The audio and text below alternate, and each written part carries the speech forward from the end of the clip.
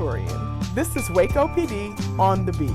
Whether it's crime or just getting to know the Waco Police Department, we're here to talk about things that matter most to you. All right, everyone, welcome to episode 3 of Waco PD on the beat.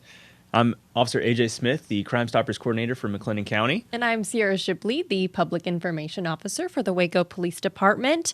We're talking about victim services. Yes, we've got an awesome guest on here with us today, and she's going to tell us what victim services is. So, victim services is a group or a unit within our department that comes out and kind of helps relate to our victims. While us officers are working the scene, they're out there helping the people that have just experienced something process it. Yeah, so I think we should just get right into it, and we'll have Isabelle King, our crime victims compensation specialist for the Victim Services Unit, come on in now. All right, so we are here now with Isabelle King, and she works in our Victim Services Unit. She is the Victim Services Coordinator, as well as the Crime Victims Compensation Specialist. That was a lot of words. Hard to say. How do you keep up with that title?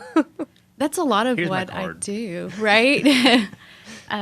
That is a lot of my focus outside of being just the victim services coordinator. Right. Before we get into the victim services unit, talk a little bit about what brought you to this position and what led you to law enforcement. Okay. So pretty much growing up, I was my own voice. I had to speak up for myself. And because my mom did not speak Spanish. So it kind of led me to being that family translator. I was having to either go to doctor's appointments and be that voice for my mom. And then when it came to myself, I had to be my voice for myself at school, wherever that may be, having to go to the parent-teacher conferences and having to translate for myself, tell my mom how good of a student I was. So that just somehow that translated into me helping people and loving to help people. I became and did that for my family. And when a position came open, I was like, I've always wanted to do it. I always wanted to try it, and knew that it was something different every day. Kind of being already and hearing it from the officer's point of view of being out there and helping these victims. It's really what I wanted to do. So my background is in mental health, youth counseling. That's kind of where I went to school, and I just loved and was fascinated by it. So I'm just like thrilled every day to be able to do this, even though it's such a hard job to be in a place where you're going to a person's worst day. But it's also an honor to be able to be there and kind of help them, guide them through whatever it is that they're going through at that point. How long have you been in the Victim Services Unit? How long have you worked with Waco PD? For 3.5 years. Okay. So are you from Waco? Yes, I grew up in Waco. I was born in Mexico, but I grew up in Waco, graduated from La Vega, and I've just been here ever since. So. You've been involved with the department more than 3.5 years, because... Yes. Tell us why. My husband works for the department, so I've pretty much been part of the family for a while. I've known a lot of the officers, and I felt it easy kind of to slide in or transition into working for the department because of that, because having that my husband and doing the ride-alongs and kind of seeing what he did gave me that much more of an itch of wanting to come and help victims. So let's take a little commercial break for a second. Okay. Talk about our trunk or treat event. All right, so we're commercially... That was not the right word. We'll get this right one day. It's okay. We'll make a new word. Yeah. Anyway, trunk or treat. All right. Waco Police Department, you guys, we're holding our first trunk or treat event. It's going to be on Monday, October 25th. Our back to school bash was just such a success. We wanted to continue that outreach to the community. And so this is what we got for you, a free trunk or treat event. So we're going to have all sorts of police department representatives throughout the county, local, all different agencies, and the school districts are going to bring their officers and have candy to pass out.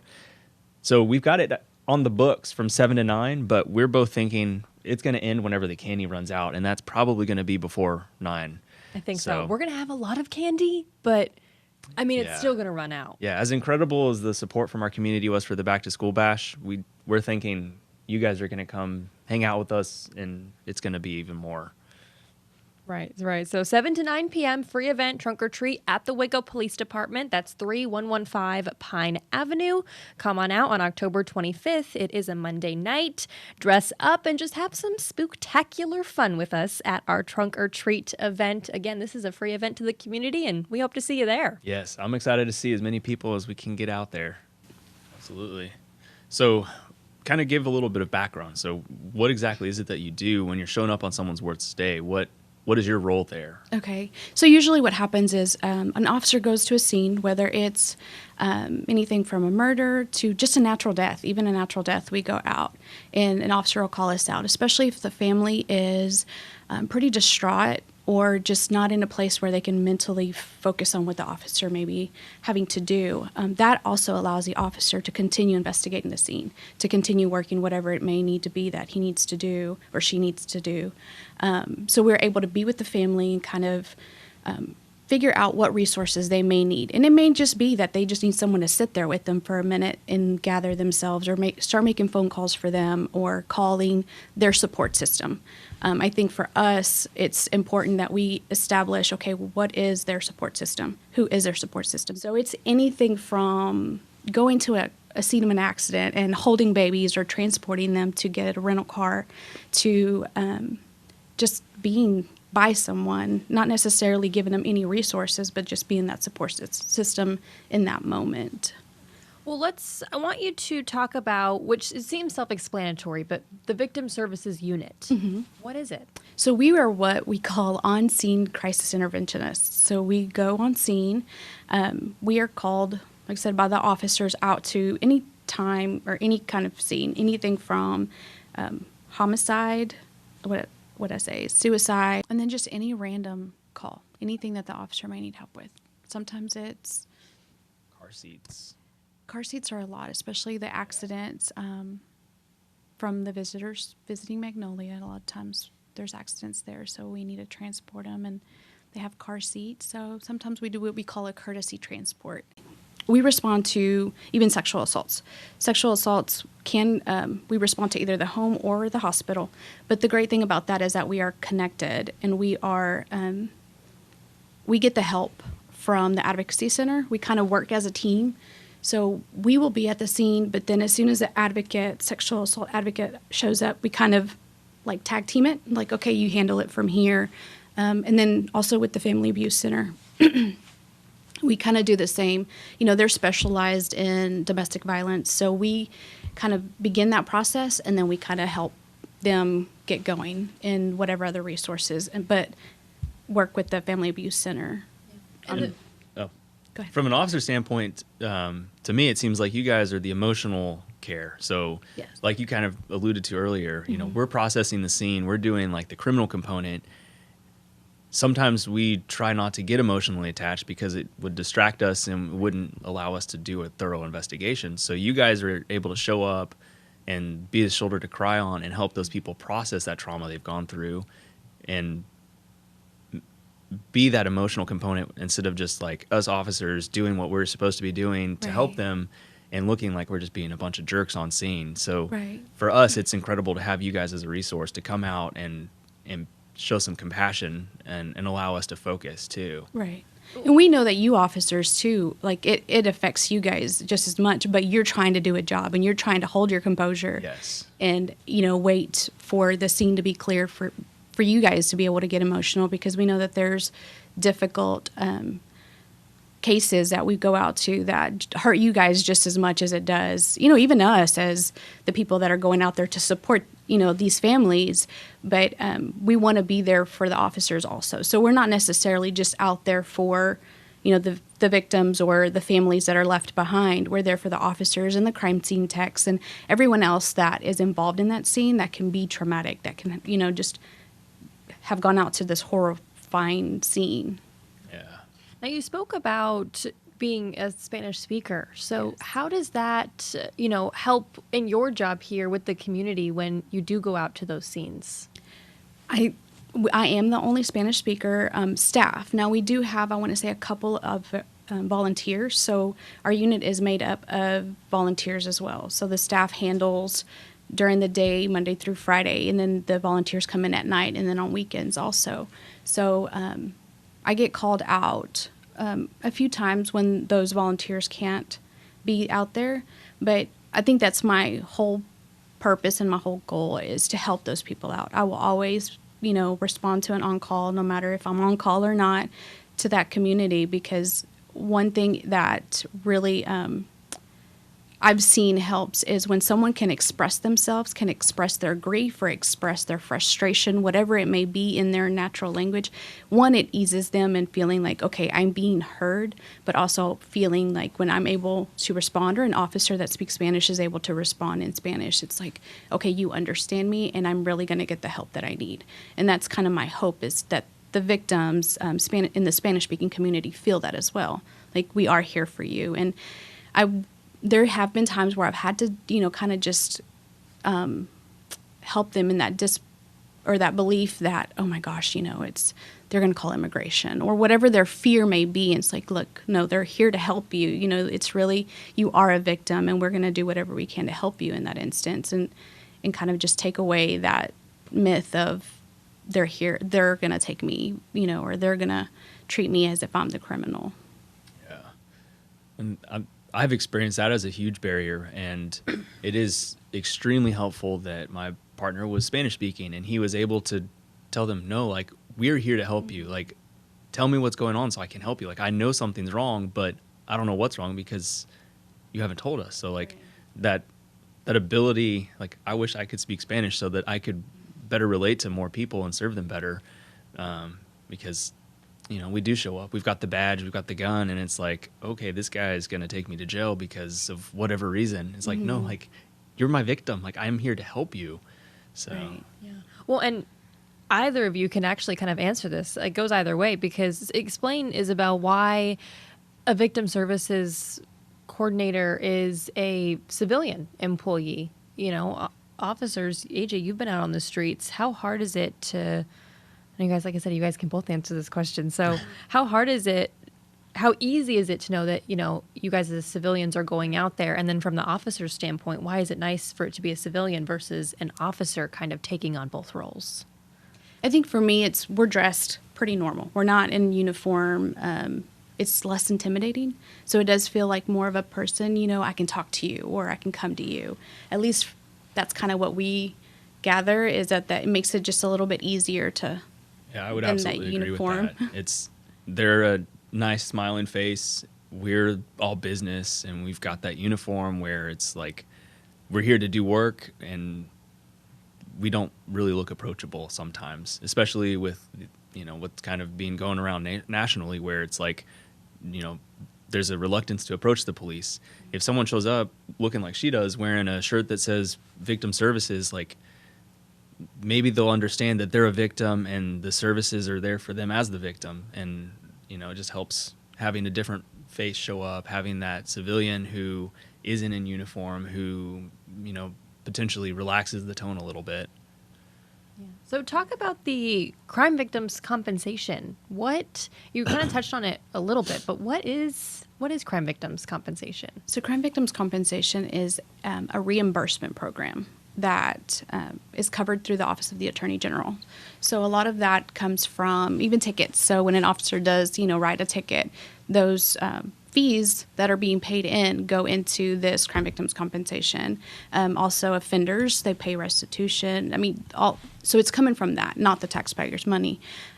But what they do is they go through an application process. So for like a family violence victim, it helps them relocate. They can, and a lot of times they're like, they think it's going to be the witness protection program type thing, and it's not.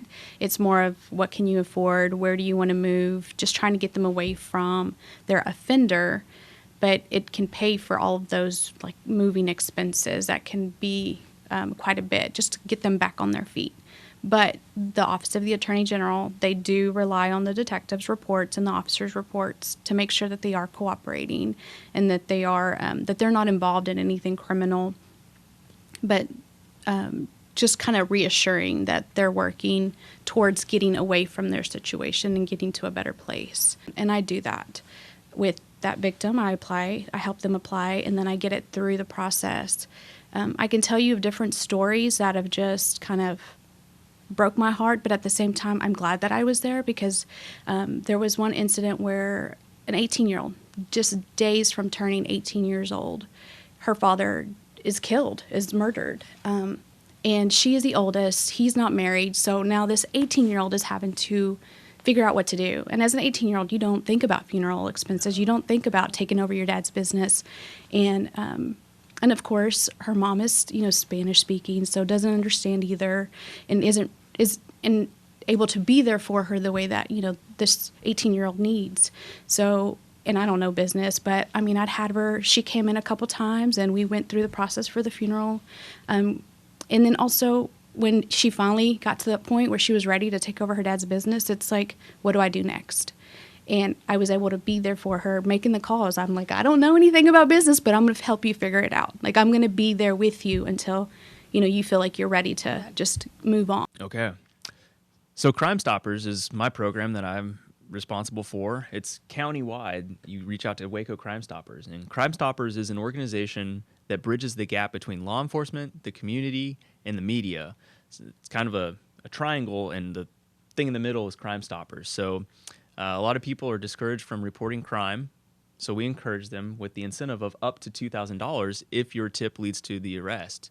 A lot of people are discouraged from reporting crime because they don't want to have any retaliation or in fear of retribution, so Crimestoppers keeps you completely anonymous. I don't know who you are at all, unless you put your name in the tip. And then I remove it so that your name is no longer associated with that tip. Crimestoppers kind of helps encourage the community to get involved to help our law enforcement partners solve crime. And the up to $2,000 helps fight your apathy from wanting to report. The anonymity helps fight the fear of retribution. And we allow you to anonymously submit your tips. So you can submit a tip by calling 254-753-HELP, which is 4357, or Spells help. Yes.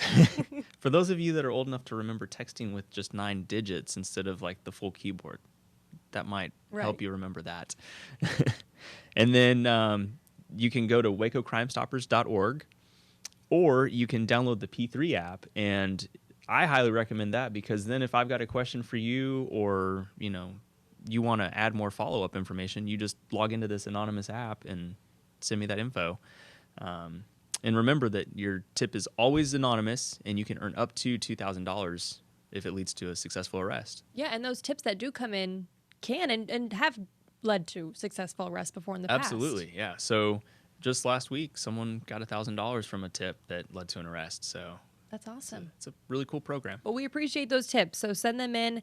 Crimestoppers, like AJ said, keeps you anonymous. And why is it so nice to have someone like yourself to help those victims apply for those funds? It's hard. Like we said, these people, they're going through the worst time in their lives. Right. That's one last thing that they have to, it is a lot of work to just go through and get all of these paperwork and show that, have this police report. It's just a lot in that process, and you're already dealing with having to either run from your offender, or a family having to deal with the grief of losing their loved one.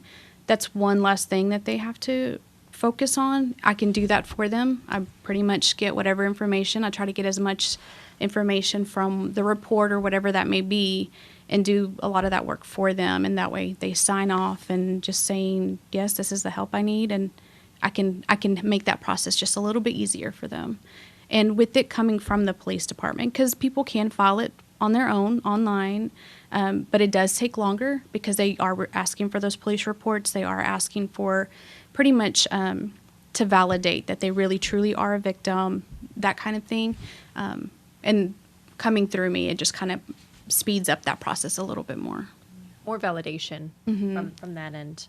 Not having to go through open records too, I'm sure. Where and that delays it. I don't know what their time frame is, but I know 10 that they've days. got 10 days. 10 Okay. days. So they have 10 days before they even have to respond to it, where you just go downstairs or you hit print or however it works for you, and speeds things up even more. Right. And then it's the Office of the Attorney General still uses a lot of mail. So it's like they're having to mail in that request to our department. Snail mail. So it does. I mean, it just takes a while and going through that process where especially like funeral expenses or relocation for a domestic violence victim, those are something that I can do what's called priority and get them the help quicker. It's still a process and it still takes time, but it just helps it speed up a little bit more, especially because obviously you've got to get the funeral going, and then relocation, you've got to get them out of that situation. So those are really important that we get those quickly. For domestic violence situations, I know that there is a way, if they're a victim of domestic violence, they can break their lease with an apartment. Is that something that you help with too, or? We give them talking points. So a lot of situations that I try to explain to the victim is what's best is, especially because their fear is he's going to come back, or, you know, they're going to find me, whatever it may be. The quickest thing that I can do is like talk to your lease, whoever's holding your lease, you know, apartment manager, if that's what that is, or the homeowner, and ask them if they have another property that they can move you to. So that can help for that moment until you find something else, because it is a kind of a slower process. It's not very fast, and because it is a reimbursement program, it's not, you're still having to put something into it before they can approve it or submit your receipts or submit, you know, whatever the bill may be before it actually gets paid. So talking to that person and asking them, hey, can you move me into another one of your units? Trying to work with them and having those talking points with them. Most places are helpful. There are times when it's, okay, we need a little more help. And that's where, as an advocate, we can go in and talk to the apartment complex or talk to whomever. And it's like, hey, let's work together. Let's help them, you know, be safe. And talk about, too, when you are dealing with the victims and handling, you know, their situation, it's a process, but when it's over and done, I mean, they can still reach out for help, right? If Absolutely. they wanted to. It's never a closed door once things are done. And that's the example that I put for that 18-year-old. It was months before she decided, you know, the funeral had already happened. She decided, I need help. I don't know where else to go. She wanted to take over her dad's business. And I mean, she knew she could come to me with anything at any time. And I'm glad to be able to be there, especially, you know, when you don't know where else to reach out to. And it can be things like that. I mean, just things of, there's one, and it wasn't even a victim. And I think that's one thing that victim services, we help witnesses too. There was a witness that was jogging through Cameron Park and found, you know, a body. And that's traumatic in itself. You don't go, you know, wanting to go for a jog and realize, hey, you know, this is going on. So he came back later and it's like, you know what, all these things that we talked about, I actually did them. And, you know, it's talking to, you know, we try to tell them, like, try not to drink and try not to, you know, do different things. And sometimes it's just a listening ear, like just being able to call and say, hey, I just need to talk to somebody, and kind of admit that I did the things that I probably shouldn't have done, but being able to let that out and vent. So it's anything, and at any time they can come back and just have that. I've also had, of course, because she was Spanish speaking, had a victim of an attempted sexual assault, and months later she's like, hey, like, you know, we've gone through this process of, you know, going to the doctor and talking to someone, and she goes, I don't feel like I'm where I should be, and just kind of going through, you know, I'm not a licensed counselor, but, and then I tell them this, I'm not a licensed counselor, but I am willing to just listen, and let's figure out where you're at so we can get you to where you do need to be. Did you realize, and you might have because of your husband being in the department already, but did you realize how much goes into being a victim services coordinator before even starting? No, I thought I did, but because I did do the ride-alongs, and I did see, and I would hear him talk some about some of those cases, but I didn't realize how some of them were going to affect me either. They're just cases, and I think a lot of times it's the kid cases that, like, there's, you know, you think about it, or one little instance and someone mentions something and you're thinking about that family, you're thinking about the kids or that from that scene. I didn't realize that that would linger. I thought, oh, I can do this, I'm strong enough, but I think it affects every person that works, whatever case that may be the officer, the crime scene tech, whoever that may be that works with that family. Yeah, I mean, like you said, AJ, we're human. You guys are robots. You're not robots. You're not robots. We can look like robots, but yeah, at the end of the day, like when we go home, like we're going to have to cope and figure out how to emotionally deal with these things that we experience. And I think, to me, that's the coolest thing about our victim services unit. And it's how you guys support the victims, the witnesses. I hadn't even considered that. Mm-hmm. And then what you guys do for us officers too. Like being a part of peer support has been awesome because I get to see it firsthand, but just knowing that there's someone that you can talk to and, having someone to talk to can help immensely. Yeah, and understand, you're talking to someone that was either out, on that scene or has been on a scene similar. So they understand and get that it does affect you, and it does, it hurts you just like it, you're empathetic to the families. What's something that you have learned you didn't know about, but have learned now being in this role, that victim services does that you didn't realize the extent of? I think it's just how long that they're with victims, or how long, sometimes it is a quick, we're just there on scene, or where they're just there a week later, but not realizing that there are some people that kind of stick with you, and some families that you end up having a relationship with, in a sense, of kind of following up with them, year after year after year. I can tell you for one of my coworkers, it seemed like it was quite often she'd come back, and I think until that case is really closed, she'll continue to follow up with them, because cases do affect us. So yeah, and you guys probably have some sort of trauma bonding too, where like you're both experiencing it differently, but you have that tragic event brings you together, and then especially for the victims, I feel like you're someone that can be like a peace, like bring peace to the situation, be that constant that's, you're showing up level-headed and helping to calm them, and that probably helps them to bond with you, I'm sure. Yeah. I think sometimes we kind of have to do a lot of what the officers do, is we have to hold it in and hold our emotions in, and until it's done. We've had situations where, especially as a child, just couldn't drive right back to the tower. It's like, I just got to drive.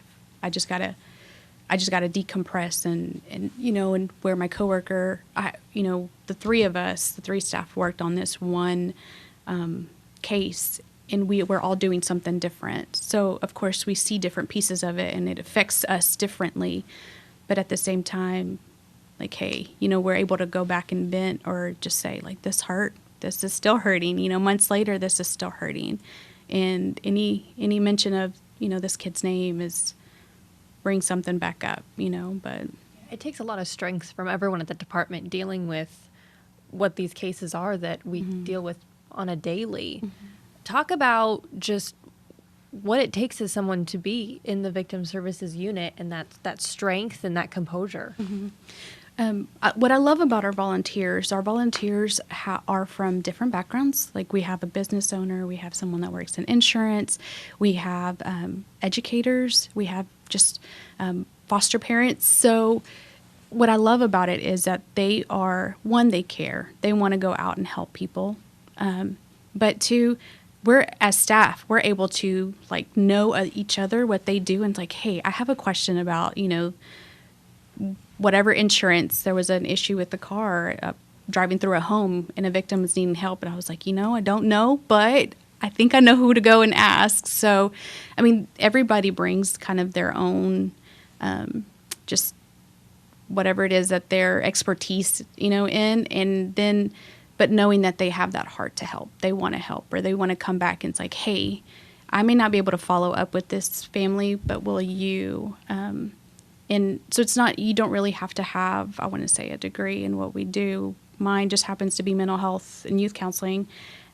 We have criminal justice, people that want to kind of see that law enforcement side of it, and then also just psychology. So just having that heart to help people, the strength to know, like, hey, this one's tough. That's one thing that we do ask, is that know when to go talk to somebody. Like fires, we've had volunteers with fires and, children dying in fires that it, all of a sudden they've been like, I can't do this anymore. And that's understandable. And I think for us, it's knowing your limit and knowing that this is going to be harder than you may think. It may be fun to go hold on to kids and play with them for a little bit while whatever else is going on. But at the end of the day, it's something hard to deal with. And like you said, you have to know when you need to talk to somebody for any aspect in life. If you're struggling, like there's somebody out there that'll listen to you. Just go talk to them. But for people that have a big heart and they want to help, are you looking for help? And if so, how can they get involved? Yes. So we are, we're hoping to have an academy, in February. So the best thing to do is go onto our website at Waco Police website, and under there is Victim Services, and it'll kind of direct you to Sparky, or Melissa Sparks is who they would need to reach out to for that application and submitting that. But you guys are only staffed, like you said, employed people with the police department. There's only 3 of you. So you really do rely heavily on those volunteers. Yes, we do. I mean, although I love getting that call in the middle of the night, like I said, especially if it's that Spanish-speaking victim, knowing that there aren't very many of us, and I want to be able to get them the help that they need and help them understand there is someone out there for you to, you know what I mean? You can go to someone, but those middle of the night calls and then getting back up at 6 o'clock in the morning, it can be tough, and it can also wear on us if we don't have that help. So we do rely on those volunteers, anybody that has a heart to do it and is willing to get up in the middle of the night and run out to someone's, to help somebody. Yeah, and get to work with some awesome people. When you guys go out to scenes, do people realize that we even had a victim services unit, or that the victim would even be greeted by you to have that? I don't service? think so. And I think even our officers will ask, do you want victim services? And there's times that I'm sure victims are like, I don't know what that is, so I'm just going to say no. Yeah. But there's been times too where, I just recall, especially Spanish-speaking victim, like she wanted to make sure that it was relayed to the officers, that she was so grateful. Not only, that I was able to come out and help her out and get her to a new place and help her with whatever the situation was, but she felt like the officer saved her life, and she wanted to make sure she communicated that to the officers, making that a point. But I don't think that the community really knows that we are out there. And the one thing to know is that we don't just serve Waco. We serve McLennan County. So we respond for McLennan County Sheriff's Office as well. And then we have other agencies that call us out. Beverly Hills, Robinson, Lacey Lakeview, they've called us out as well. So, other departments know they can just call our dispatch and ask for victim services, and we'll go out to the scene. I just learned something new. I didn't realize we did all of McLennan County. All of McLennan County. That's yes. crazy. So that's, we that's do. a big area. We work with the sheriff's office as well. So it is. You guys probably definitely need volunteers, because I thought, obviously you do Waco, and then the surrounding communities that would ask for right, help, like maybe Hewitt and Robinson are like those smaller ones around us, but to think of the whole county. The whole county. Wow. Yeah. So I'm sure that workload can get pretty big. It can. They don't call, like all of them don't call us out as often, I think, as our own officers do. I think if they realized, I'm sure that even within those small communities, they don't realize everything that we do. So if they did realize, then we may be getting more calls. But even our volunteers love to go out and help. They love getting that call and being on call and actually being able to go out on call. So. Well, and does that extend, if we help, victims in the community in McLennan County, does that extend to other officers and other departments too? Yes. So even with like peer support, I mean, they do. They get the help from, or they go out and help other agencies as well, and they have. Wow. So it's just a matter of knowing that we are here to help, and Waco PD has been great, and just saying, this is a resource that's available to the community, and any agency is able to use that. And even with crime victims compensation, I've done it for other agencies as well. And again, that helps not only that agency, but also especially that victim. So knowing that they can call and say, hey, I need help with this case, I'm more than happy to help. That's awesome. That's just like just blows my mind that we do the whole county. Wow. That's the one thing about, Waco Police Department I found is that they are great. Their training is great. They care about, serving a community. And I think that's why they allow us to go and help whatever agency needs the help. So. Yeah, absolutely. Well, is there anything else that you want the community to know about victim services? Maybe something that is not, I know we've already talked about things that aren't widely known, even with AJ and I. Yeah. So, but is anything else that you want to talk about victim services for? So victim services, there's something called victim's rights, and a victim themselves can ask for us.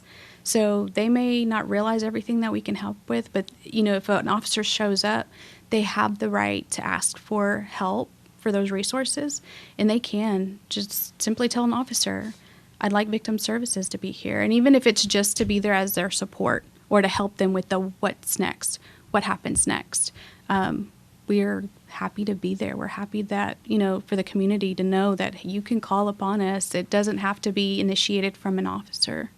All right, we're going to take a pause here for a second and talk about the Take Me Home program. This is something that I actually just recently learned about myself. Same. Yeah. And so this is a free service, the Take Me Home program. It's available for all residents of McLennan County, for adults and children who have difficulty communicating due to either a developmental or cognitive disability. Yeah, so the database is maintained by us at the Waco Police Department in our communications division, and it's only accessible to law enforcement.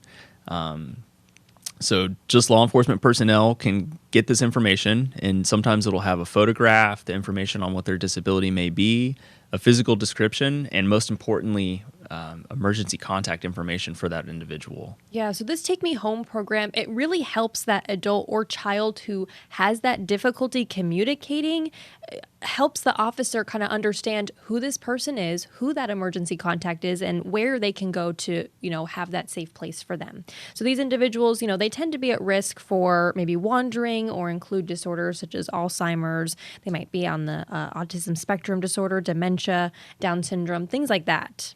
Yeah, so if you want to register yourself or someone that is a loved one or someone you're concerned for this program, all that information can be found on the City of Waco website, and it's just to fill out and submit the information, and that way we can have that database and help someone out one day. Yeah, we do get those calls every once in a while of someone who is lost. They aren't really sure of, where they are or how they're going to get back home. And so in that system, if they're in that system, our officer can see, oh, look, this person has this emergency contact. Maybe this is their address, or this is where they have other family or friends that can help them out.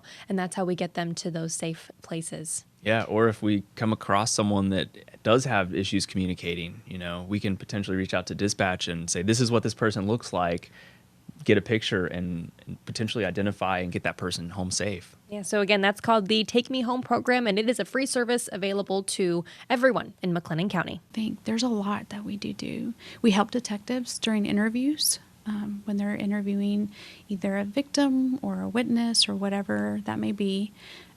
We also, if they need to interview someone and they have a child with them, we get to play with kids. That's probably one of my favorites.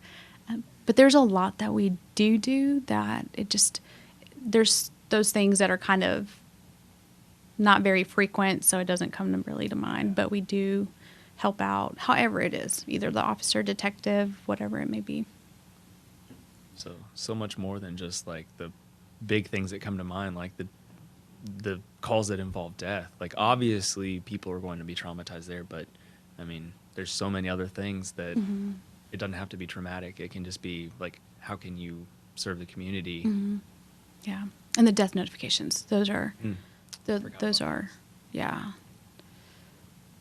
tough ones where you don't know how they're going to react. Sometimes it's like okay. And then sometimes it's literally throwing themselves on the ground just in disbelief. Like, you know, we really don't know how we're going to, when we get to a scene, what it's going to look like. I have had to peel a mom off the ground just in her hurt that her baby just died.